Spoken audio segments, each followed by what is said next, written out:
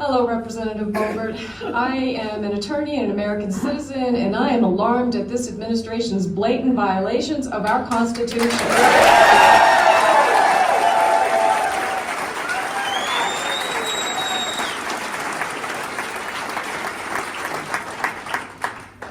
Even as the Republican Party claims that it defends the Constitution, we see nothing but lawlessness day in and day out from an administration that you support.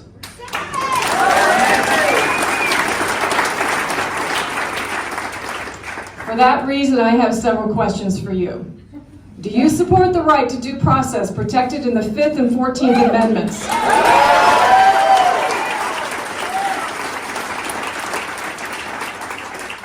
Does your concern for due process extend to everyone in the United States?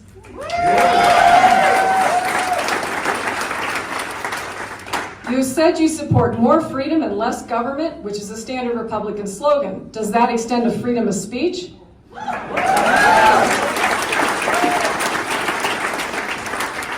And finally, despite your reference to the Republican slogan of less government, more freedom, you aren't a fan of separation of church and state. Isn't that true?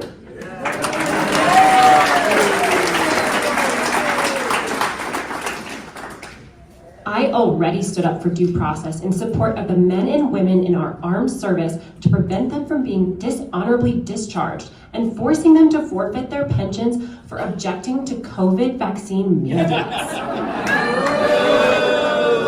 If someone is in our country illegally, I don't believe that there is much due process that is afforded to them. They do not have American citizens' rights. And they broke our nation's laws by being here illegally.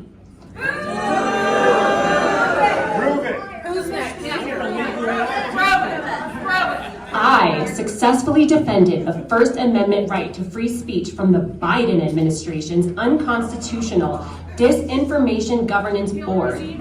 I introduced the Protecting Free Speech Act and led an effort of 76 members of Congress to defend the First Amendment. We were ultimately successful, and the Biden administration permanently canceled this so-called Ministry of Truth. Yay. The church is supposed to direct the government. The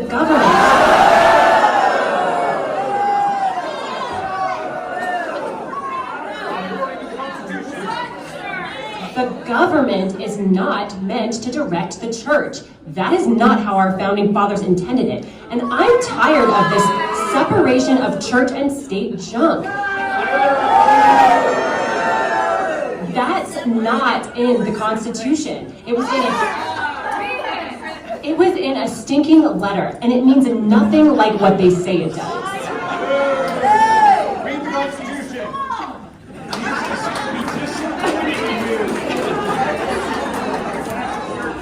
Representative Boebert, your answers demonstrate a contempt for our Constitution and are deeply un-American.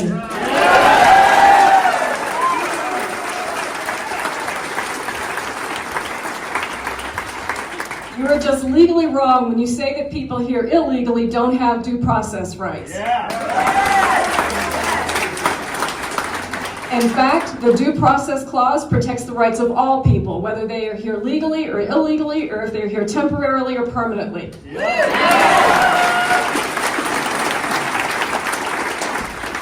A few weeks ago, the Supreme Court said that the Due Process Clause also protects people who are facing deportation.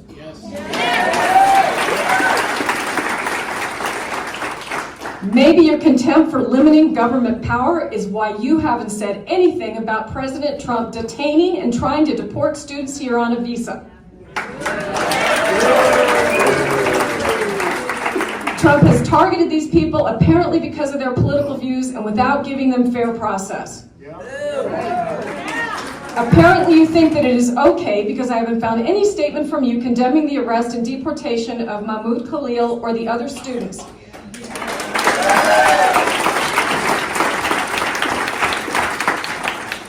You apparently think it is perfectly fine for government officials to take Khalil from his home and his pregnant wife, even though he was lawfully president of the United States. The The Trump administration said Khalil was targeted because of his views on U.S. foreign policy, specifically his public support for Palestinians in Gaza. But criticism of the government is exactly what the First Amendment is intended to protect.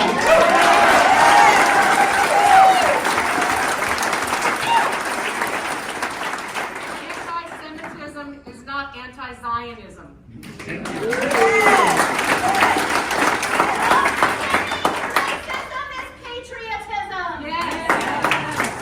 So when you say you support freedom of speech, it seems like you only mean it when people agree with you.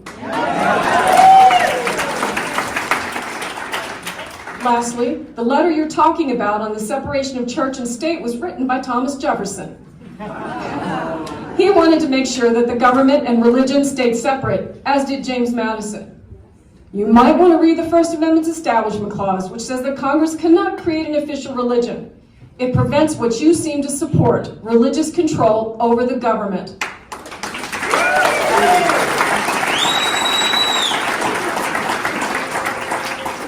You might also check out the Free Exercise Clause, which gives people religious freedom, the freedom to choose their own religion. The founders knew that if the church controlled the government, religious freedom would be lost. In fact, you seem to support the Constitution only when it serves your side: gun rights, conspiracy theories, and Christian fascism.